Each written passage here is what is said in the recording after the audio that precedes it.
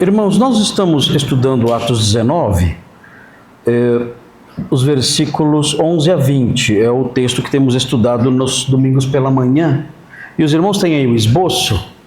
Nós falamos na semana retrasada sobre a realização de milagres como sendo uma das atividades do apóstolo Paulo em Éfeso, junto aos incrédulos. Estamos falando sobre 3 ações ministeriais de Paulo em Éfeso em relação aos incrédulos. E dissemos que a primeira ação que ele realizou ali naquela cidade, ou não a primeira ação, mas uma das ações que ele realizou com bastante intensidade em Éfeso, foi a realização de milagres. E nós estudamos isso nos versículos 11 e 12, quando o texto realça esse aspecto do seu trabalho ali. E na semana passada nós falamos sobre esse segundo aspecto, que é a expulsão de demônios. O texto no finalzinho do versículo 12 fala que ele expulsava demônios, e nos versículos 13 a 17 existe a narração de uma história em que tentaram fazer a mesma coisa, mas não obtiveram sucesso. Alguns judeus, 7 judeus, filhos de um sumo sacerdote chamado Seva, e eles não conseguiram expulsar aquele demônio, e o demônio reconheceu que conhecia Jesus e Paulo, mas não conhecia aqueles homens. E nós paramos aqui então nessa parte de expulsão de demônios. E o terceiro item é a transformação de vidas, que está consubstanciada, essa ação, nós percebemos nos versículos 18, 19 e 20, que é a última parte então dessa porção do capítulo 19. Eu gostaria de, antes de entrarmos nessa parte aqui, a transformação de vidas, eu quero apontar para os irmãos algumas coisas ligadas a esse item ainda, fazendo uma digressão acerca desse ponto. Um fator importante a se dizer aqui é que isso que aconteceu em Éfeso, dos demônios não obedecerem os incrédulos, isso parece que não é necessariamente a regra. Porque o que pode acontecer, talvez, uma suspeita que nós temos a partir do texto, eu quero mostrar para os irmãos, é que algumas vezes os demônios obedecem pessoas incrédulas, obedecem mestres incrédulos e falsos. Parece que isso é possível. E a pergunta seria no seguinte sentido: mas como isso pode acontecer? E a resposta, relativamente óbvia, é que Satanás pode usar isso também para enganar as pessoas.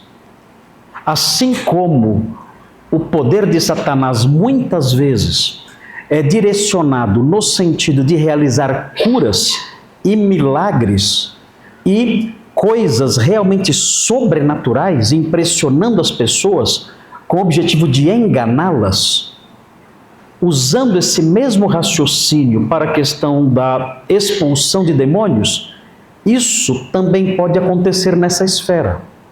Nós aprendemos, quando estudamos os milagres, nós aprendemos que Deus não é a única fonte de poder sobrenatural no universo. Nós aprendemos que Satanás realiza grandes portentos. Nós aprendemos que os demônios, os espíritos malignos, são seres poderosos também. Nós temos o exemplo clássico, 2 exemplos clássicos. O primeiro, dos magos do Egito, que realizaram milagres ali, diante de Moisés e diante de Faraó, e milagres reais, não eram fraudes, eram milagres mesmo. Claro que os milagres de Moisés eram muito maiores, mas eles também puderam fazer coisas extraordinárias. Eles fizeram com que os seus bordões se transformassem em serpentes mesmo.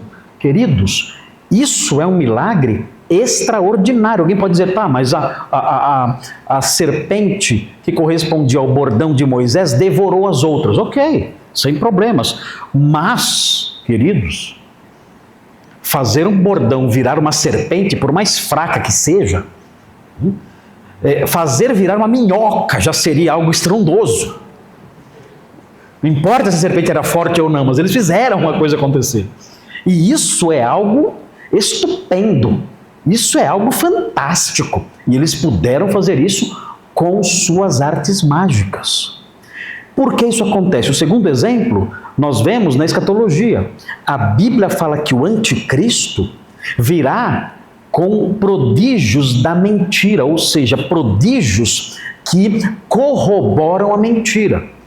Prodígios que promovem a mentira, são prodígios mesmo, mas prodígios que servem para embasar a sua mensagem mentirosa. E ele fará coisas extraordinárias, tanto que o Apocalipse diz que todos olharão para o anticristo, chamado na nossa tradução do Apocalipse de a besta, a melhor tradução seria a fera. Todos olharão para a fera e dirão: quem é semelhante à fera? E vão adorá-la, por causa, entre outras coisas, do seu poder sobrenatural, demonstrado abertamente aos homens, que o seguirão, porque a Bíblia diz que Deus dará aos homens um espírito ou uma disposição para seguirem a mentira. Mas seguirão a mentira vendo essas coisas extraordinárias.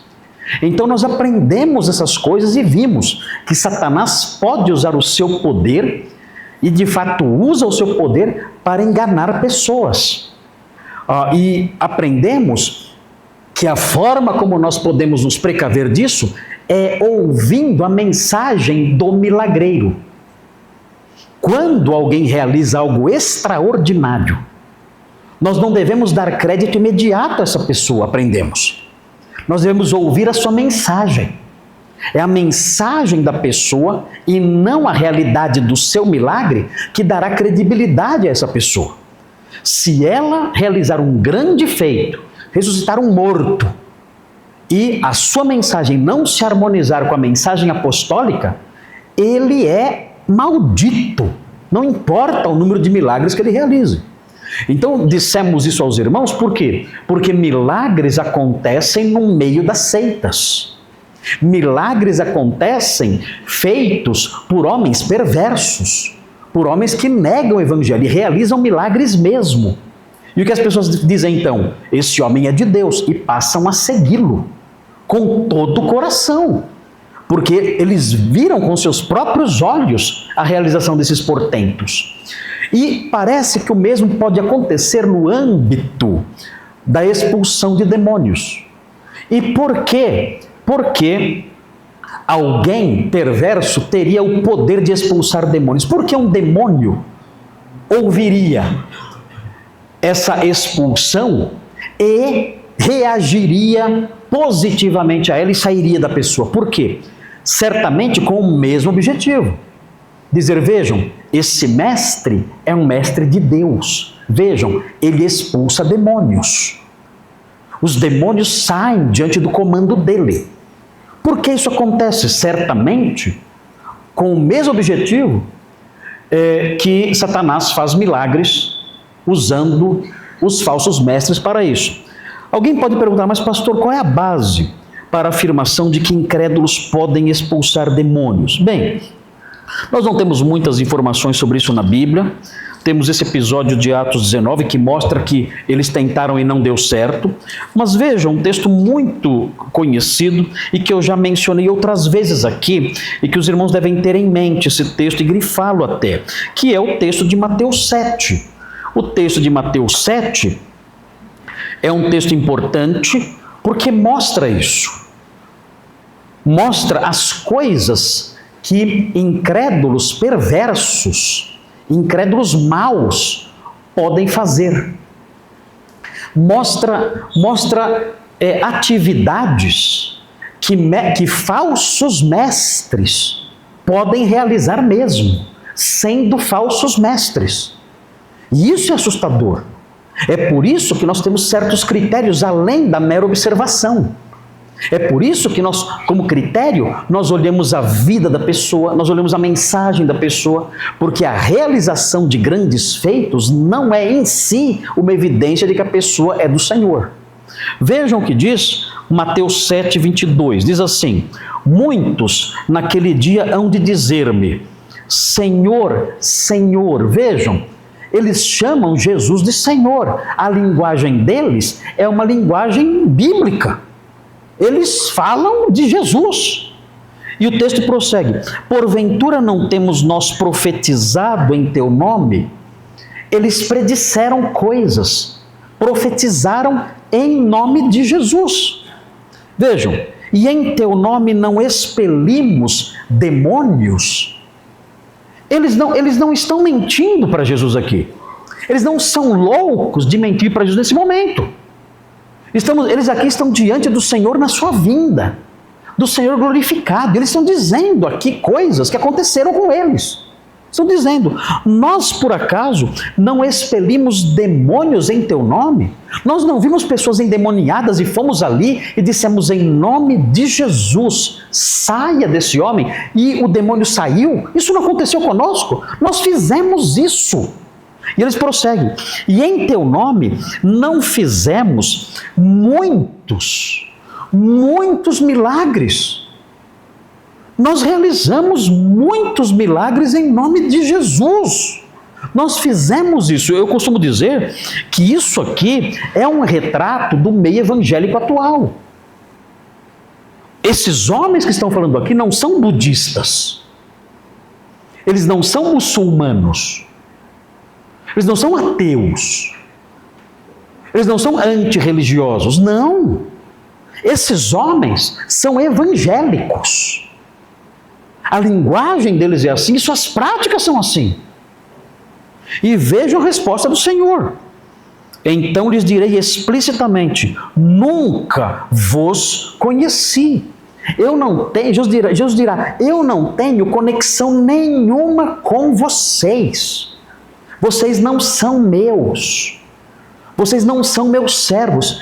Eu não conheço vocês, ou seja, eu não reconheço vocês como meus servos. E prossegue, dizendo: apartai-vos de mim, os que praticais a iniquidade. Fora, vocês não vão participar do meu reino. Vocês estão excluídos do reino que eu vim inaugurar. Vocês estão fora. Eu não reconheço vocês como meus servos, não reconheço vocês como mestres que eu enviei. Então, quando nós olhamos para isso, nós percebemos essas possibilidades.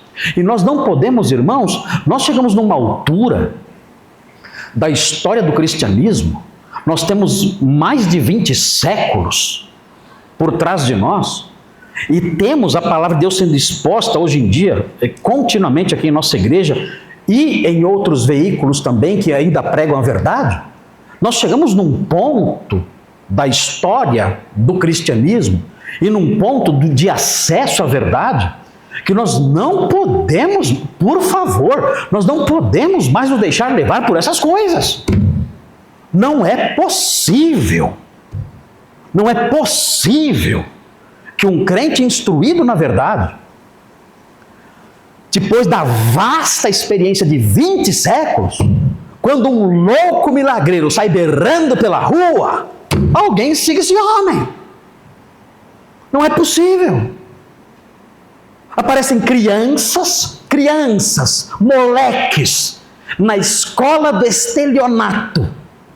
Moleques na escola do estelionato, berrando que são profetas, e que são milagreiros e tudo mais, e uma multidão de loucos correndo atrás disso.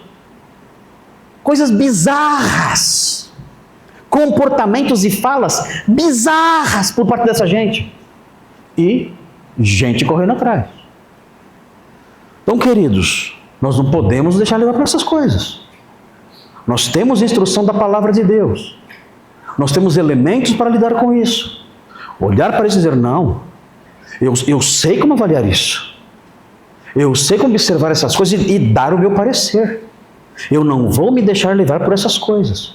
Porque eu sei que o diabo responde à ação desses homens também. E eu tenho discernimento bíblico. Eu tenho conhecimento da verdade e não vou me deixar levar por essas coisas. Então temos que estar atentos, queridos, para isso e mais, alertar outras pessoas. Porque a ignorância, a superstição, a facilidade com que os homens são induzidos ao erro é simplesmente assustadora. É de assustar. A ignorância das pessoas em relação à palavra de Deus e, consequentemente, a facilidade com que são enganadas.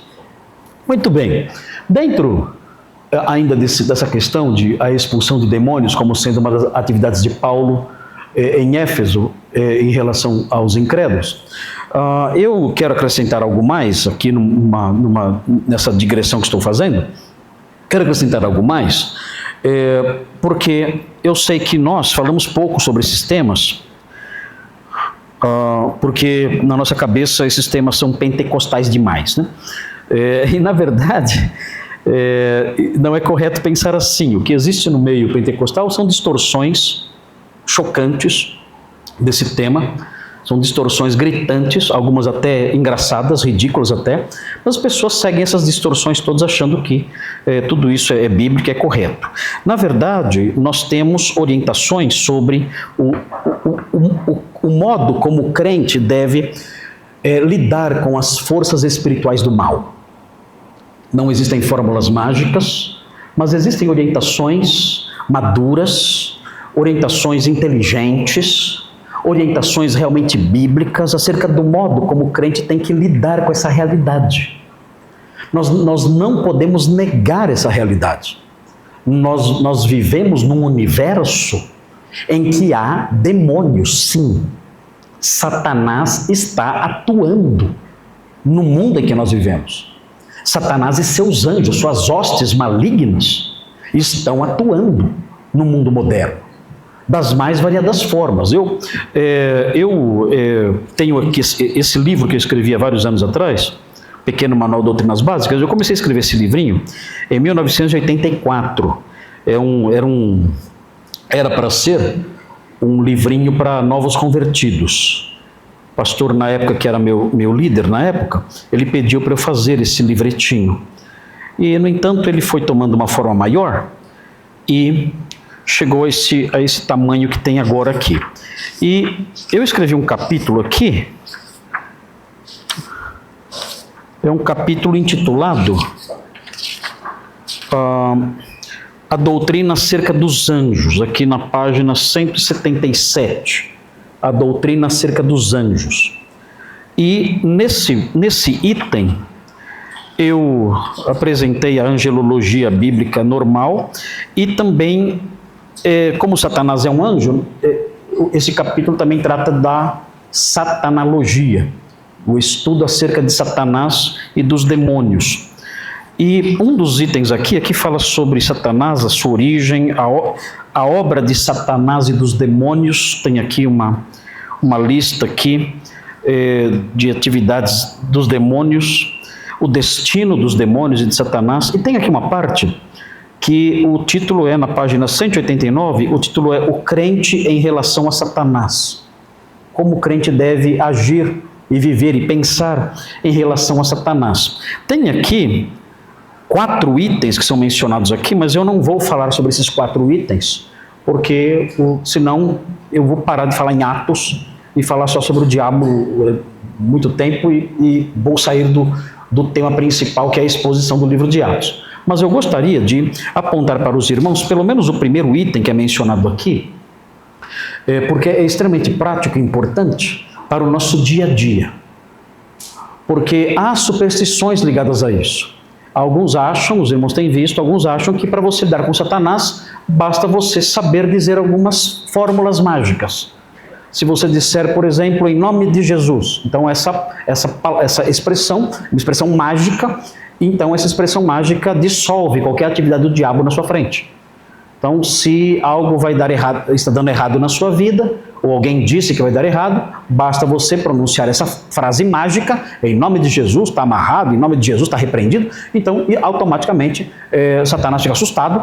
Isso tem um efeito muito poderoso no coração do diabo, o diabo assusta e para de fazer tudo, você resolve o problema. Ou então basta você dizer, olha, está amarrado, e se você falar está amarrado, é outro abracadabra gospel que você enuncia, e aí falando desse abracadabra gospel, então o diabo também fica preso ali, ele passa a ter uma certa dificuldade de locomoção e de movimento, e aí não consegue fazer mais nada. Então, queridos, é claro que isso tudo são coisas tão tolas, tão absurdas, é chocante imaginar como alguém pode seguir no rumo dessas coisas. Na verdade, a Bíblia mostra a existência desses seres perversos. Isso é algo sério. Talvez seja por isso que Satanás promova tanto essas coisas ridículas, para que isso caia em piada, para que isso vire piada e as pessoas não levem isso a sério. Satanás é astuto, ele é perigoso, e ele pode usar essas bobagens todas, essas bizarrices todas, esses ensinos toscos, ele pode usar tudo isso para dar a ideia de que o problema que ele representa é pequeno, de que o problema dos demônios é piada, é conversa de louco, é conversa de gente ignorante. Ele pode usar isso para banalizar o tema. E de fato faz, acaba banalizando o tema, quando o tema é muito sério, e é real, e é perigoso. E ele certamente faz isso usando esses homens com esse objetivo. Então eu quero mostrar para os irmãos, pelo menos aqui hoje, pelo menos o comecinho do que eu falo aqui, que é algo relacionado ao revestir-se da armadura de Deus. O que é isso? O que é revestir-se da armadura de Deus? É o primeiro item que aparece aqui nesse livrinho, e eu vou mencionar isso. Há outras coisas aqui, há mais 3, mas não teremos condições de tratar sobre isso. Mas notem, eu me lembro que alguns anos atrás eu li um livro que ensinava sobre a armadura de Deus. Então, o que era isso e como eu poderia me vestir dela? Porque o texto de Efésios 6 diz o seguinte, que nós devemos nos revestir da armadura de Deus. Então, o livro dizia o seguinte... O livro dizia que toda manhã, sempre antes de sair de casa, é muito simples você se vestir da armadura de Deus. Você pega então o texto de Efésios 6, abra esse texto aí na sua Bíblia, e havia ali a receita muito interessante de como você pode se revestir da armadura. Efésios 6, no versículo 11... E olhando para esse texto, então a pessoa, olhando para esse texto, poderia fazer uma oração. E ela oraria da seguinte forma, ela diria, Efésios 6, ela diria o seguinte: Senhor, eu neste momento agora, antes de sair de casa, neste momento eu me cinjo com a verdade. Ela dizia isso na sua oração. Não era uma súplica, era uma declaração. Ela começava então a fazer declarações para Deus na oração. Neste momento eu me cinjo com a verdade. E neste momento também eu tomo posse da couraça da justiça. E eu ia orando. E olhando aqui, e agora eu também calço os meus pés com o evangelho da paz. E levantava o pé, não sei se tinha que levantar o pé ou não, para calçar, não sei, mas e orando e vestindo cada um dos elementos da armadura. Eu também embraço agora o escudo da fé. Eu tomo esse escudo agora no meu braço, eu agora tomo esse escudo em minhas mãos. E eu também tomo o capacete da salvação. Na hora eu fazia até assim, né? Porque o capacete é pesado. Né? Enfim, e aí então, feita a oração, eu já podia me levantar, totalmente equipado, né, e ia para o meu trabalho, até andando meio com a minha armadura poderosa. Então, segundo esse livro, era assim que deveria vestir a armadura de Deus. Todos os dias de manhã, eu tomo um cafezinho, agora vou para o vestiário, fazer a minha súplica e vestir a minha armadura. Querido, olha, queridos, são coisas inacreditáveis. E o povo, a ralé gospel, e é isso mesmo, é a ralé gospel. São pessoas tão ignorantes, tão supersticiosas, com a cabeça tão longe da verdade, que elas gostam disso. Elas querem isso. Se você disser que isso é errado e mostrar a verdade, eles ficam com raiva de você. Que não pode. Ela tem que fazer a oração da armadura. Ela tem que fazer a oração da armadura. Tem que ser. Se não for assim, não é algo revestido de todo aquele mistério que atrai as mentes supersticiosas. Não é assim. Não tem graça. A verdade não tem graça. A verdade não é tão emocionante, tão fascinante quanto a superstição. É gostoso acreditar em lobisomem. É gostoso acreditar em mula sem cabeça. É gostoso acreditar nessas bobagens. É mais emocionante. E assim são as pessoas. Na verdade, quando nós olhamos para esse texto, nós aprendemos lições importantes que eu quero compartilhar com os irmãos muito brevemente, porque o nosso tempo não permite irmos muito longe. Mas vejam como começa esse texto. Observe com atenção Efésios 6 e veja o versículo 10 dizendo: quanto ao mais, irmãos, sede fortalecidos no Senhor e na força do seu poder. O apóstolo Paulo insere aqui um assunto novo. E é evidente que é um assunto novo, ou relativamente novo, não é algo tão desconectado com o restante da carta, como nós veremos aqui na sequência. Mas esse assunto que ele enfatiza agora é como ser fortalecido pelo Senhor. Nós precisamos disso.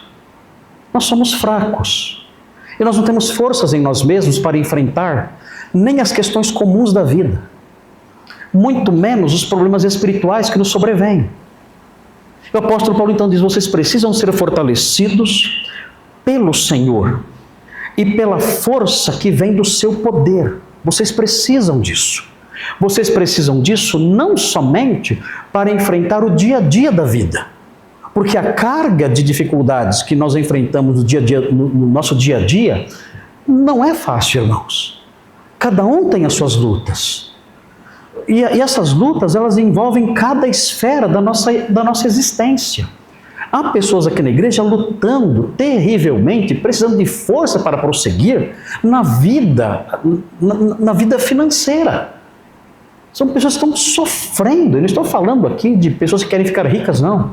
Mas pessoas que estão enfrentando dificuldades e desanimam muitas vezes. O que vai acontecer comigo? Onde vai parar a minha situação? Eu não estou conseguindo saldar meus compromissos e fazer frente às necessidades que se afiguram diante de mim. Não estou conseguindo. O que eu vou fazer?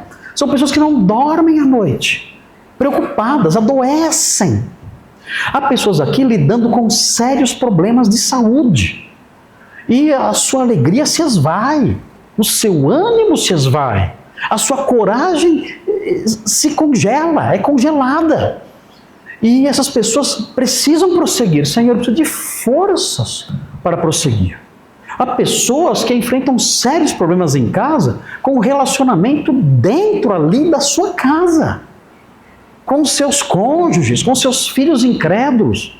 Não conseguem viver num ambiente saudável, bom, tranquilo. Não encontram paz em casa. Estão sofrendo. E essas lutas, elas se protraem no tempo. Não são coisas de uma semana, 2 ou 3. São coisas de anos e anos e anos que não são resolvidas, que não melhoram. E padecem. Padecem terrivelmente. E precisam de força. Senhor, dá-me forças para enfrentar essas questões todas, para que eu possa prosseguir. Porque não está fácil para mim seguir na administração e na busca da solução dessas coisas. Mas além disso, nós temos também que lidar com esse universo espiritual. Tentações, ciladas, apelos perigosos de Satanás por meio dos seus seguidores, por meio dos seus servos. Nós somos continuamente atacados por essas realidades. E o texto então se volta para isso. O texto diz: sejam fortalecidos pelo Senhor e pela força poderosa dele. Quando o texto fala a força do seu poder, é a sua força poderosa. É uma ênfase nessa força. É uma força, sim, é forte, mas é uma força poderosa. É uma força maior do que a normal. Sejam fortalecidos por ele, pela força poderosa que ele tem. E aí diz no versículo 11 como isso pode ser feito. Diz: revesti-vos de toda a armadura de Deus. Diz o texto. É claro que é uma figura de linguagem. Ninguém vai orar dizendo: Senhor, me dá um capacete aí. Não é assim. Isso é uma figura de linguagem. Dizem, aqui já é a imaginação dos intérpretes. Quando escreveu Efésios, ele estava em Roma, numa prisão domiciliar, numa casa ali, Ele podia receber pessoas, era uma prisão leve, não era uma prisão pesada. Bom, foi a segunda prisão dele em Roma. Segunda prisão dele em Roma, quando ele escreveu 2 Timóteo, era uma prisão muito mais severa. Ele ficou numa masmorra. Terrível essa prisão. Dá para ver isso pelo tom da segunda carta de Paulo a Timóteo. Um tom muito triste, pesado, de despedida já. Essa carta aos Efésios, assim como as outras epístolas da prisão, foram escritas nessa prisão que era uma casa. E dizem que Paulo, enquanto escrevia, tinha um guarda ali com ele. E ele então, olhando para esse guarda, ele se inspirou nessa figura da armadura. Não sei se é verdade ou não. Eu acho que às vezes os intérpretes eles viajam um pouquinho, né? Porque aí já é imaginação. É a imaginação da pessoa. É possível? É possível. É possível que, estando ali sob a vigilância de alguém, ele viu aquela armadura e falou: olha, isso aí tem tudo a ver com o que eu quero falar para os Efésios. E usou isso como ilustração. Pode ser, não sabemos. Mas a figura aqui presente é a figura de um soldado. O que aparece aqui é um soldado. Essa é a figura de linguagem que é apresentada aqui. Todo crente, então, tem que ter consciência de que, em certo sentido, na vida cristã, ele é um soldado. E sendo um soldado, ele tem que ter ciência, ele é um alvo. Sendo um soldado, ele é um alvo, e sendo um soldado, ele é um batalhador também. Ele não é somente um alvo, ele é também alguém que vai para cima. O soldado não é apenas alguém que se defende. Não, o soldado é alguém que se defende e é alguém que também ataca. Ele não somente recua com medo muitas vezes, mas também parte para cima impondo medo nos outros também. Então o que nós temos aqui é essa figura que começa a se formar nesse texto. Quando ele fala de armadura, isso evoca uma imagem na nossa mente. Esse é o objetivo dele. Quando ele fala, olha, revistam-se da armadura de Deus, isso imediatamente cria na minha mente o seguinte: eu tenho que agir como um soldado.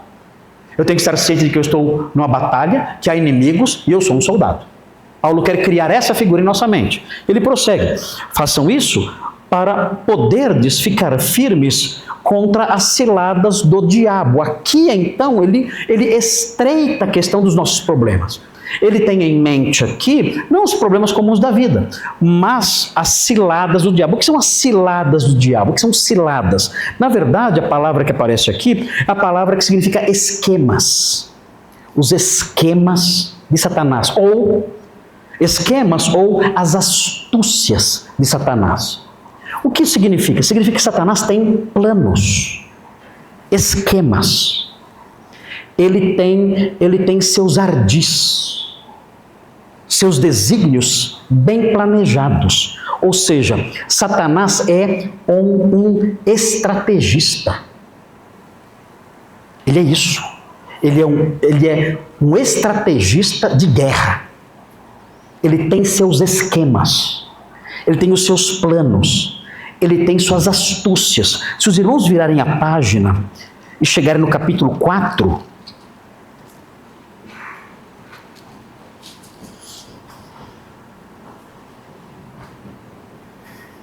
vejam que os servos do diabo seguem exatamente o seu pai, o seu senhor. Vejam o que diz o capítulo 4, versículo 14. Vejam como a estratégia é a mesma. O texto diz assim, que nós devemos amadurecer, diz o texto na sequência do capítulo 4, diz que temos que amadurecer pelo ministério de homens chamados por Deus, para que não mais sejamos como meninos. Temos que amadurecer, deixar de ser meninos. Como são os meninos? Ele vai explicar como são os meninos. Agitados de um lado para outro e levados ao redor por todo o vento de doutrina. Esse é o menino espiritual. Quem é o menino espiritual? É o menino, é o crente que qualquer doutrina que aparece, sendo chamada aqui de vento, ele é levado. Ele não tem raiz. Ele é como palha. Qualquer coisa que é dita, pode ser a bobagem mais bizarra da terra, ele corre atrás. Ele não perde a chance de ser enganado. Ele não pode perder a chance de ser enganado, ele tem que ser enganado. Então, o que é o menino espiritual? O menino espiritual é essa pessoa. Aparece uma moda nova, ele corre atrás. Irmãos, qualquer coisa. Você não precisa ser cuidadoso, se você quiser ser um falso mestre, você não precisa ser cuidadoso de dizer assim, eu não vou ensinar isso, porque é tão absurdo que ninguém vai acreditar. Não, pode seguir em frente que vai ter gente acreditando. Se você quiser dizer assim, olha, eu sigo Deus, o Deus vermelho. O Deus vermelho, e quem usa vermelho aqui na minha igreja vai prosperar. Você pode ter certeza. Vai ter um monte de gente vestida de vermelho na sua igreja. Vai. E vão acreditar em você. Qualquer vento de doutrina ele segue. Qualquer coisa. E o texto prossegue, dizendo o seguinte: levados ao redor por todo vento de doutrina, e veja o que vem agora. Pela artimanha dos homens, e veja o finalzinho, pela astúcia. Sabe que palavrinha é essa aqui? Astúcia. É a mesma palavrinha do versículo 11 que estamos estudando. Pelos esquemas com que induzem ao erro. Os falsos mestres seguem a mesma cartilha do diabo. Eles também têm esquemas, eles planejam, eles têm estratégias, são esquemas, são astúcias, são ardis, são planos perversos. O objetivo? Conduzir ao erro. Fazer com que a pessoa caia no erro doutrinário, no erro moral, no erro comum da vida, em todos os erros. O objetivo é esse, é conduzir essas pessoas por meio de artimanhas ao erro e, claro, obter alguma vantagem com isso. É óbvio.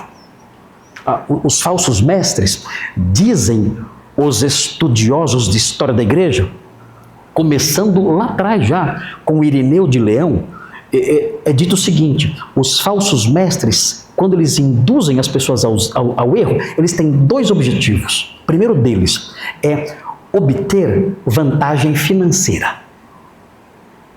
Tendo poder sobre a pessoa, eles tiram o que eles puderem da pessoa, na hora que quiserem. Então o primeiro alvo é obter vantagem financeira, diz Irineu de Leão, e isso se comprova ao longo dos séculos. E o segundo alvo é obter favores sexuais. Esse é o segundo objetivo, a obtenção de favores sexuais.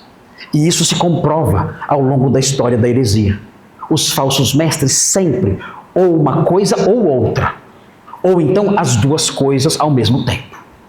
O que é o erro? O erro é isso. É levar a pessoa numa condição em que ela vive de forma errada. E o falso mestre, então, tendo domínio sobre essa pessoa, obtém essas duas vantagens para ele. Vantagens financeiras e favores sexuais.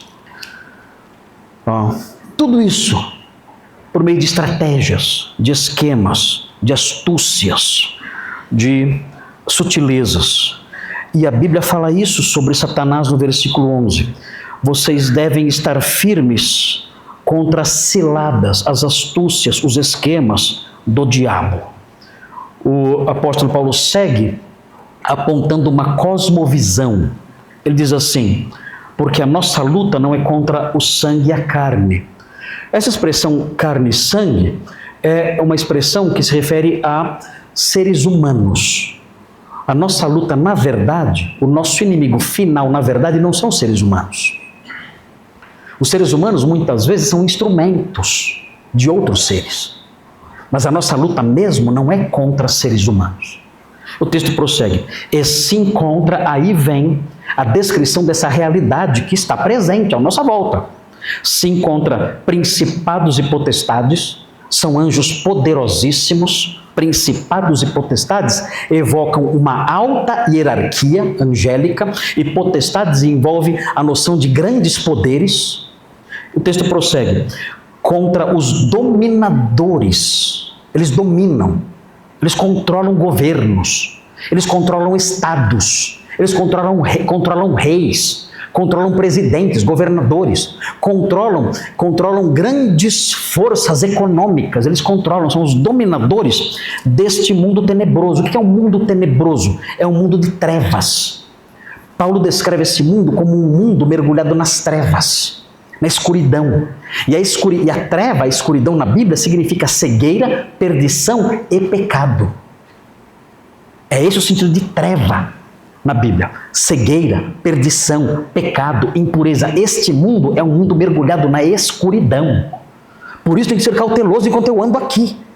E o texto fala que esse mundo mergulhado na escuridão é um mundo que é dominado por forças espirituais poderosíssimas, que estão por trás de homens poderosos, agindo agindo para prejudicar, para tentar atrasar o avanço da verdade, o crescimento espiritual do crente, e enfim, outros alvos que dizem respeito a causar prejuízos ao reino de Deus. O texto fala, as forças espirituais mostra onde estão situadas, nas regiões celestes. São espíritos aéreos que habitam nas regiões celestes e que atuam neste mundo de forma poderosíssima, dominando tudo. Então, queridos, isso nos traz um acréscimo à nossa cosmovisão. O que é uma cosmovisão? É uma visão do mundo, uma visão da realidade. Qual é a cosmovisão cristã? A cosmovisão cristã, ela responde algumas perguntas. Por exemplo, de onde veio este mundo? De onde veio este mundo? O que é este mundo? De onde ele veio? Nós temos uma resposta. Esse mundo é resultado de um ato criador de Deus. Qual é o propósito deste mundo? Olha, esse Deus Criador criou este mundo com o objetivo de que toda a criação o glorifique. Esse é o objetivo da criação. E outra pergunta, o que está errado então com este mundo? Então nós respondemos, nós sabemos. Olha, o que está errado é o seguinte, o homem se rebelou contra Deus. O homem se rebelou contra Deus e por causa disso o mundo está nessa condição. Qual é então, na nossa cosmovisão, a solução para isso? Olha, a solução para isso é a vinda do reino de Deus. E nós queremos adiantar essa vinda pregando o evangelho para que esse reino seja construído desde já no coração dos homens. Essa é a cosmovisão cristã. E quando lemos esse texto, acrescentemos algo mais. A pergunta que levanta a questão, o que está errado com este mundo? Nós dizemos, olha, a criatura se rebelou contra o Criador. E por isso o universo está caído nesse estado caótico.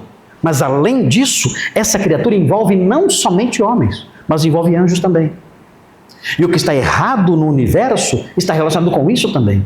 Esses anjos perversos estão dominando este mundo de trevas, promovendo a sua agenda, promovendo os seus valores. E com isso, destruindo vidas, destruindo famílias, destruindo nações, matando, promovendo imoralidades assustadoras, reduzindo o ser humano a menos do que um animal, destruindo a moral cristã, destruindo a verdade do evangelho, se levantando contra tudo que é certo, santo, justo e proveitoso.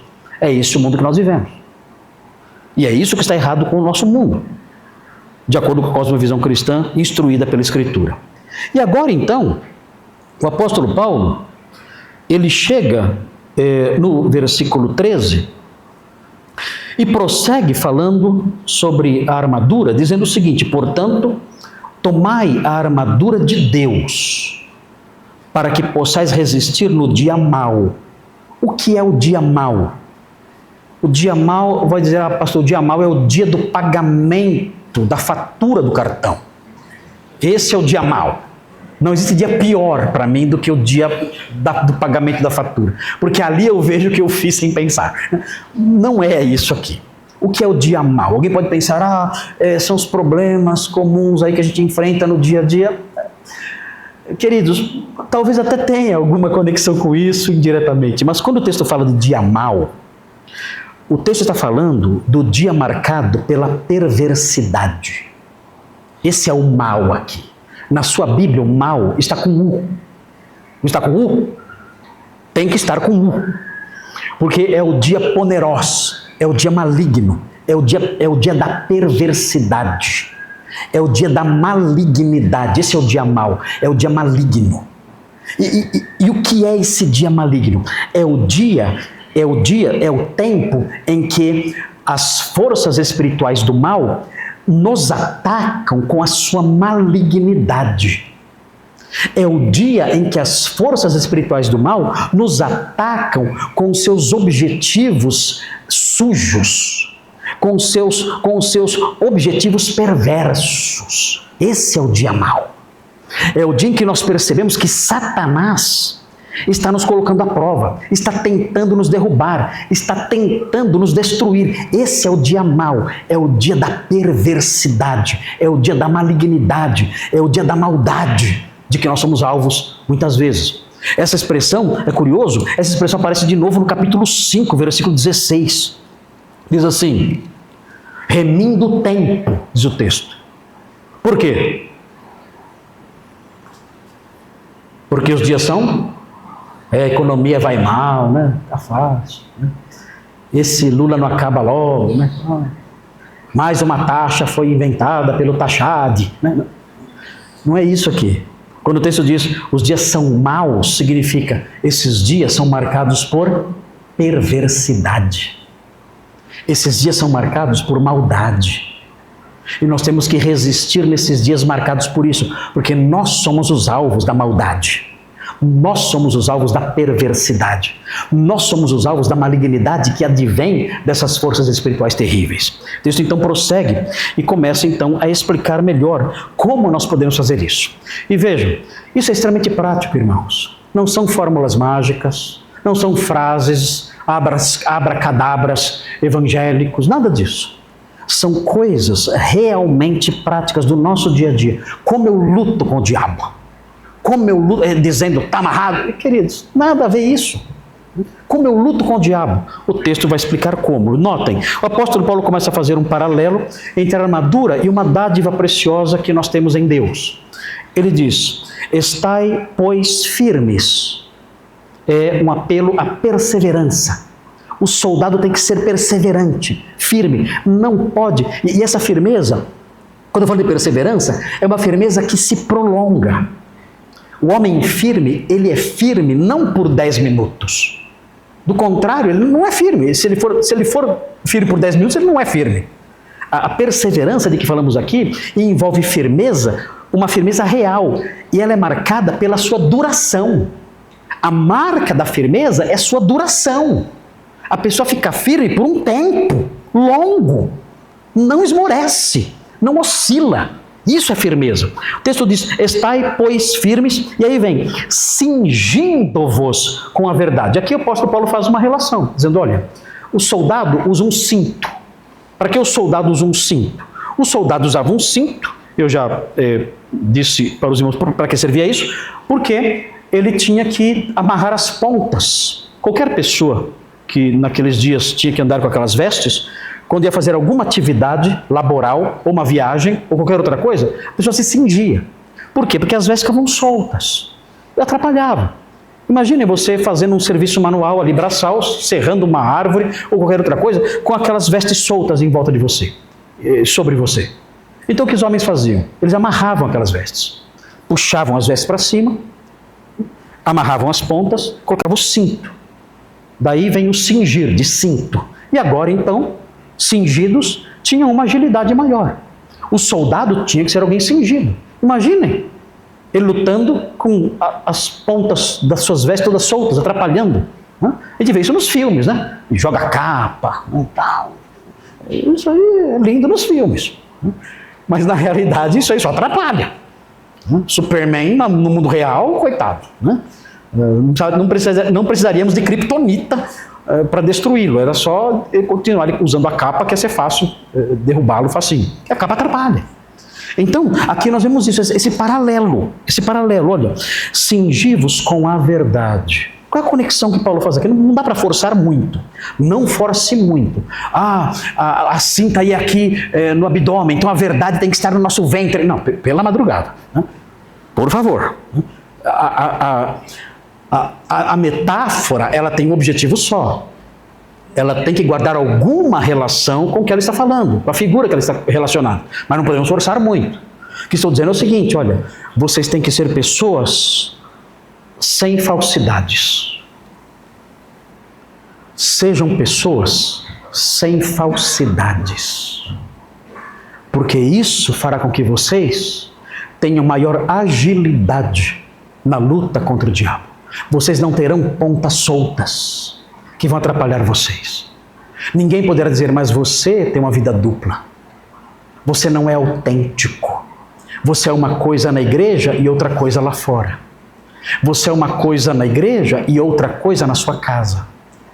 Você tem na sua vida essas pontas soltas.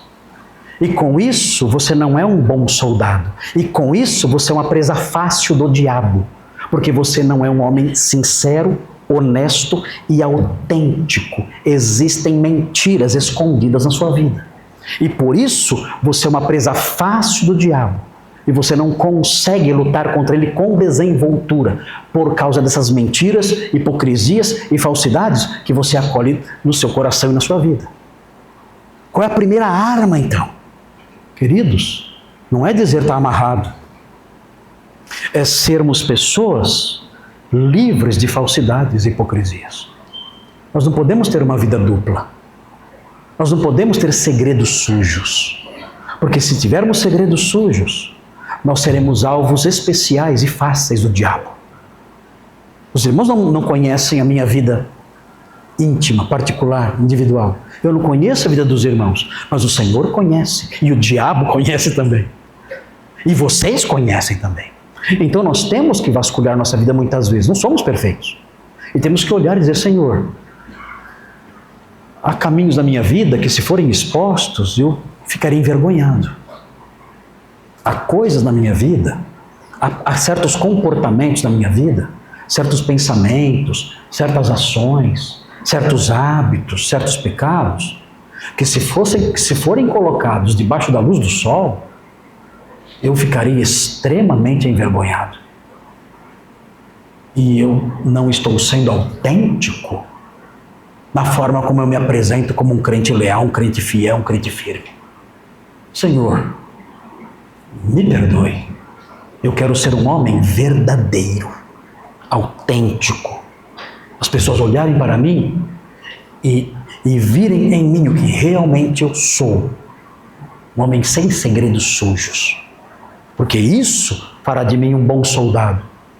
E isso removerá de mim a possibilidade de ser um alvo fácil das mentiras e das sutilezas e das armadilhas do diabo. Vejam a sequência. O texto diz, vestindo-vos da couraça da justiça. É interessante aqui, o texto fala da couraça da justiça. O que é a justiça aqui? A justiça aqui é a retidão. Isso é a justiça, é a retidão. Se eu quero vencer o diabo, eu tenho que ter uma vida reta. É assim que eu venço o diabo. Não há mágicas, não há fórmulas especiais. Eu tenho que ter uma vida reta. O texto conecta a couraça da justiça, ou melhor, a justiça, com uma couraça. O que é a couraça? A couraça era uma peça feita de couro. Por isso o nome é couraça. Era feita de couro, era colocada aqui, no peito. A pessoa amarrava essa peça aqui no peito. Para quê? Protegia tudo aqui. Protegia os órgãos vitais da pessoa, do soldado. E era um couro grosso. Então isso protegia de golpes, de setas, de golpes de espada. Era uma couraça forte e protegia os órgãos vitais. Talvez Paulo esteja dizendo o seguinte, olha, se vocês não tiverem vidas justas, vocês estarão sujeitos à destruição total. A couraça protege os órgãos vitais. Sem uma couraça, o soldado está sujeito à morte, à aniquilação. Então, vistam-se da justiça, porque do contrário, a vida cristã de vocês vai ruir, vai desabar, será destruída, morrerá. Então sejam pessoas autênticas, verdadeiras e sejam pessoas justas, íntegras, retas. O texto prossegue, o texto diz no versículo 15: calçai os pés com a preparação do evangelho da paz. Outro item da armadura. Como eu venço o diabo? Além de ser autêntico e justo, o texto fala sobre a preparação do evangelho da paz. O que é a preparação do evangelho da paz? É a determinação constante e corajosa. Quando o texto fala preparação, esse é o sentido. É uma determinação constante e corajosa. Para quê? Para promover. Promover o quê? O evangelho da paz. Por que o nome é evangelho da paz? Por quê? Porque é pelo evangelho, é pela fé no evangelho que é estabelecida a paz com Deus. Então, uma outra forma de vencer o diabo é estar determinado constantemente a promover o evangelho que anuncia a paz entre Deus e os homens. Eu tenho que estar sempre pronto para falar desse evangelho e determinado, de modo constante e corajoso, a anunciar essa palavra. Surgindo oportunidades, falar sobre ela, corajosamente, de modo determinado, sem me assustar com as ameaças, perigos, zombarias que nos cercam. O texto prossegue, o texto fala no versículo 16, embraçando sempre o escudo da fé. O que é essa fé? Essa fé é a confiança no poder de Deus. Notem o que vem a seguir. O texto fala embraçando sempre o escudo da fé, com o qual podereis apagar todos os dardos inflamados do maligno. Vejam que coisa terrível isso. O texto fala que o maligno lança dardos inflamados contra nós. Isso é uma descrição muito vívida do modo aterrorizante com que ele nos ataca muitas vezes. Uma seta, uma flecha, já é assustadora. Mas se eu vejo setas incandescentes vindo em minha direção, isso é muito mais assustador. Não é um ataque comum. É um ataque muito mais severo, que pode me paralisar. E eu ficar com medo. Vejam, não são somente setas, não são somente gritos de guerra, não são somente ameaças ou pedradas, não. São setas e setas incandescentes. É um ataque pesado demais. O que eu preciso para enfrentar isso? O texto diz: a fé. Eu creio, Deus é poderoso e eu posso enfrentar esses ataques com coragem, mesmo sendo ataques tão severos, ilustrados aqui pela seta incandescente. Eu posso seguir em frente sem medo. Imaginem o jovem na faculdade, onde ele é chamado, onde ele se vê numa situação em que ele tem que se posicionar em termos da sua ética e da sua fé. E ele sabe que no momento em que ele falar sobre a sua fé e sobre as suas convicções éticas especialmente, ele sabe que os ataques serão terríveis e cruéis. Ele sabe que ele poderá ser agredido até fisicamente, como tem acontecido com alguns jovens. Ele sabe. E o que pode acontecer? Ele ver essas setas. Ele pode ver essas setas incandescentes, essas flechas de fogo, e ficar paralisado com medo. O texto diz: não. Tenha o escudo da fé. Creia no poder de Deus e você não ficará paralisado e poderá enfrentar esses ataques, mesmo os mais terríveis, mesmo os mais violentos. O texto prossegue e diz no versículo 17: tomai também o capacete da salvação. Aqui é interessante porque, na realidade, o que Paulo tem em mente aqui, quando fala o capacete da salvação, alguém pode pensar: eu tenho que ser salvo. Não é isso. Isso aqui está sendo escrito para pessoas já salvas. Os homens que recebem essa mensagem são homens e mulheres que já foram salvos. Então, o que é o capacete da salvação? É simples. Se os irmãos olharem, existe uma carta que foi escrita um pouquinho antes, que é 1 Tessalonicenses 5:8. 1 Tessalonicenses 5, a carta à igreja de Tessalônica foi escrita mais ou menos 7 anos antes dessa carta, e é interessante o que ele diz aqui, que ele faz um paralelo bastante próximo. Capítulo 5, versículo 8, fala assim: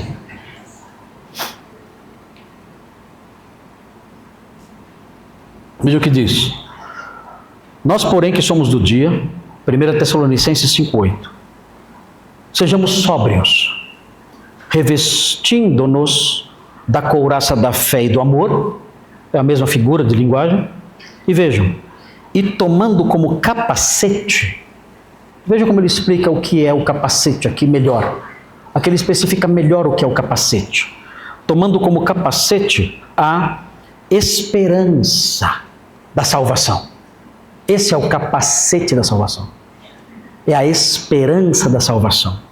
O que vai me ajudar a prosseguir com coragem é ter a consciência em minha mente, em minha cabeça, de que isto tudo é temporário. Existe um livramento lá na frente. Isso me ajuda a prosseguir. A batalha vai acabar. Existe uma esperança escatológica. Existe uma esperança futura. E com isso em mente, eu prossigo com coragem e enfrento os ataques, porque eu sei que a batalha vai acabar. E eu sei o que me espera ao final da batalha.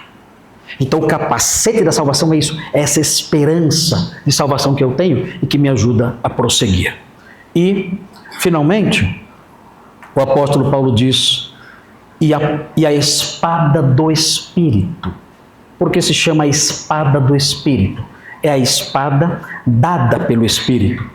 É a espada que vem do Espírito, que é o quê? Que é a palavra de Deus. Notem bem, aqui não é necessariamente a Bíblia. O apóstolo Paulo não está se referindo necessariamente, claro que está incluída a Bíblia aqui, mas não está se referindo exclusivamente às Escrituras, mas sim à mensagem cristã, a mensagem dada pelo Espírito Santo, a palavra de Deus. E é curioso notar aqui, porque se os irmãos olharem todos os itens da armadura, todos os itens são itens de defesa.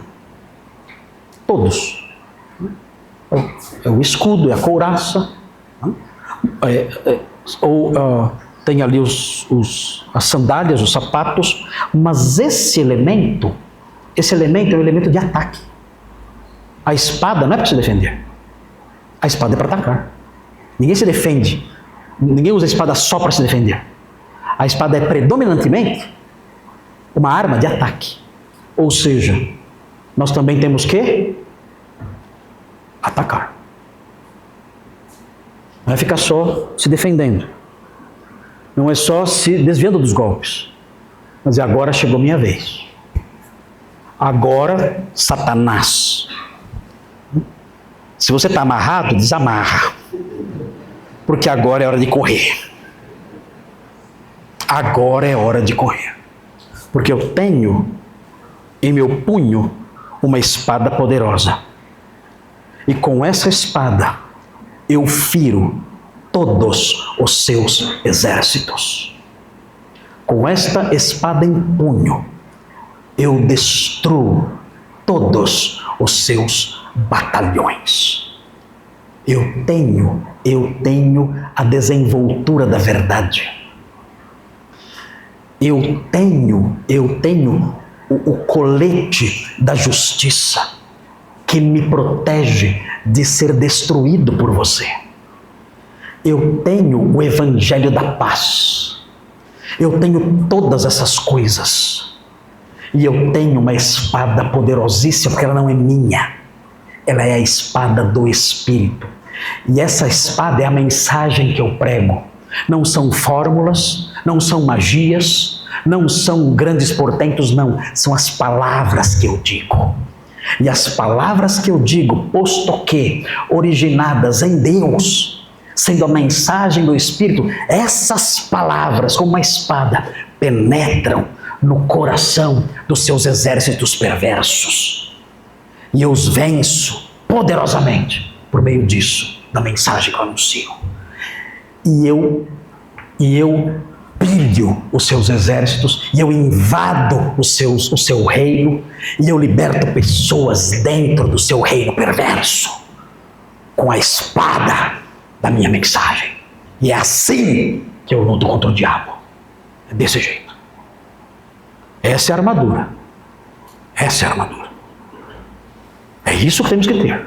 Tendo isso, estaremos prontos. O diabo olhará para nós e dirá: eu sei quem é esse homem.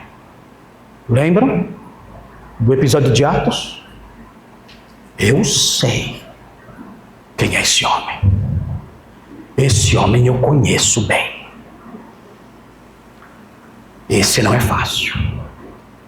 Esse soldado é um Avenger. E se ele abrir a boca, comecem a correr. Ele é um grande soldado. As minhas hostes tremem diante dele. Isto sim é saber agir de modo adequado na batalha espiritual. Outras coisas, bobagens, invenções, superstições. Vamos orar. Santo Deus, obrigado por sua palavra rica, poderosa, viva.